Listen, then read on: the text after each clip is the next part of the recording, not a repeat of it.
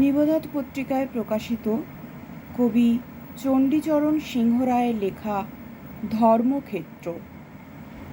যুদ্ধ যুদ্ধ, তাও ভাইয়ে ভাইয়ে।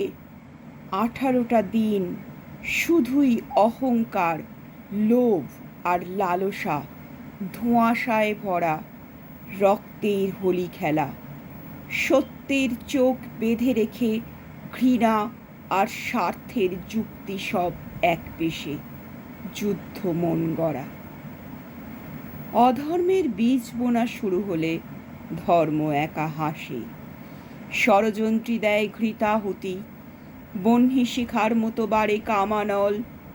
অতএব সম্পর্কের মধুর ভাষা বাষ্পাকারে ভাসে। জেগে ওঠে সর্বগ্রাসী আগ্রাসন, সমরাস্ত্র আর বাহুবল।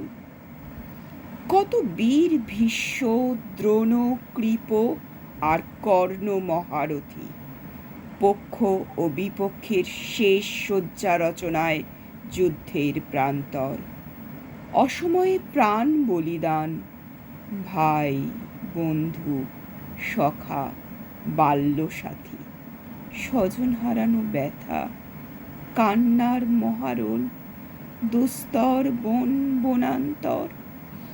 কুরুক্ষেত্র যুদ্ধ শুধু যুদ্ধ নয় 18 দিনের, যুগে যুগে কালে কালে আমিত্বের বিরুদ্ধে লড়াই।